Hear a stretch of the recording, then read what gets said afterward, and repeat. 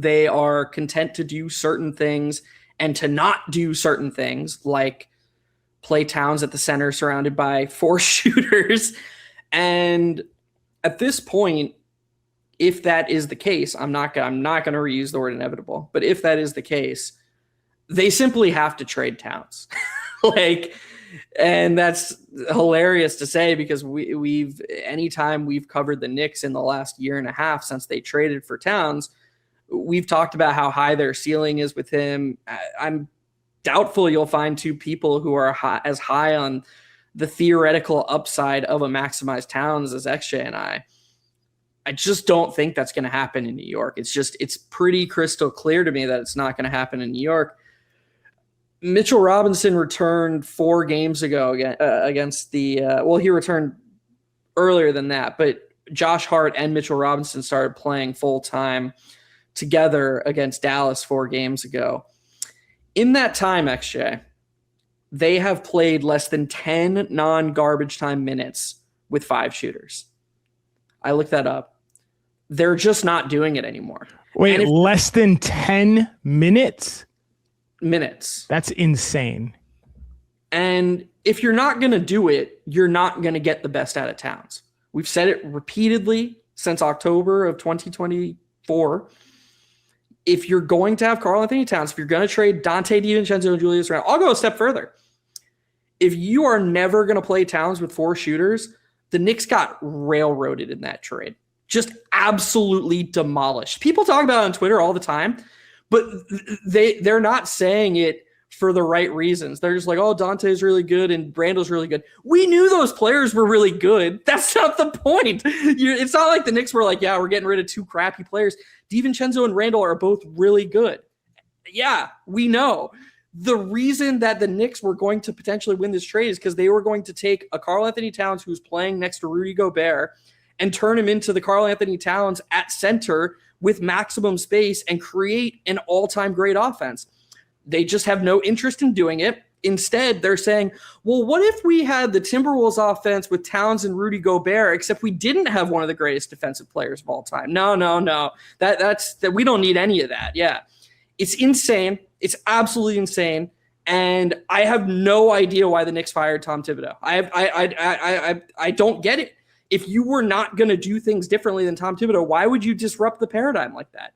I thought the whole point of firing Tom Thibodeau was because you wanted to raise the ceiling and try other things. But apparently the Knicks were just waiting for Mitchell Robinson to get healthy so that Mitchell Robinson and Josh Hart, XJ, have only shared the court for under 50% of Mitchell Robinson's minutes in those 4 games since they both were back.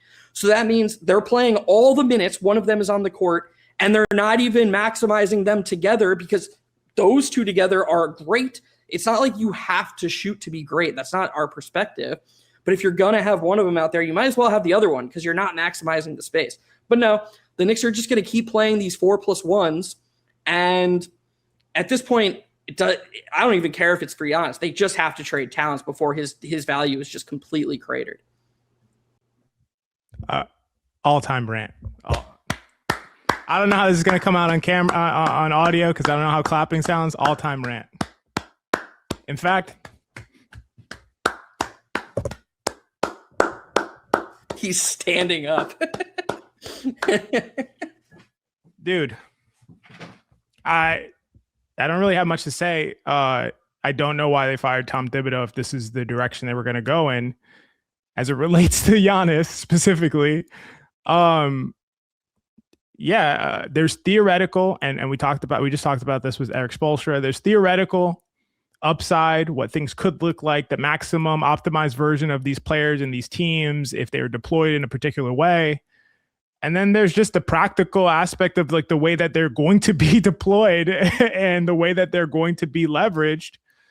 And if we're bound to these limitations of the way that coaches are currently coaching their teams and what their preferences are, personality differences, dispositional differences, if we're bound by those, realities, which we are, then yeah, you gotta include Towns in a deal. Unfortunately, that means you're probably doing Towns like Towns, Bridges, and Deuce, and then whatever picks you have. And if you can get back Drew Holiday and Giannis, that's kind of the direction that you're going in.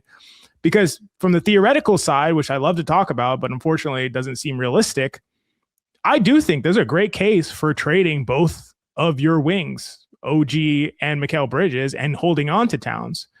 Because you're talking about either running out a starting lineup of something like Brunson, Hart, OG, Giannis, and Mitch if you traded Towns and Bridges for him for Giannis.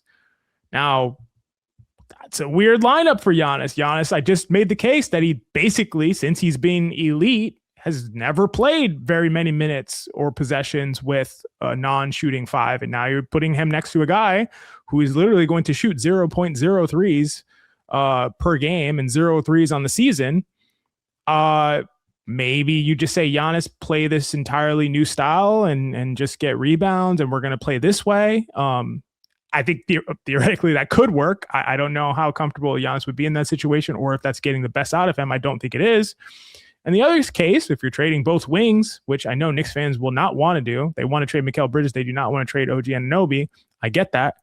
But if you do make that deal and you do somehow still get back Drew Holiday and Giannis, now you're talking about something like Giannis, Drew, Hart, Brunson, and Towns. That's a 5-man lineup. And even if we are gonna, it would lead to really annoying conversations from Hot Hand Theory about how Shamet should be starting over Hart to maximize both lineups again. And that'd be unfortunate. But even if you just look at Brunson, Drew, Giannis, and Towns, speaking of best foursomes in the league, that's going to be up there with them. So, it's unfortunate, but I don't think that route is realistic because of these issues with deployment, with personality clashes for the Knicks in terms of Towns and coaching and interpersonally from the player standpoint. So yeah, it seems like if the Knicks get Giannis, it will be Towns, it will be probably Bridges. And to be honest, I don't think it's likely, but does it make the Knicks a better team?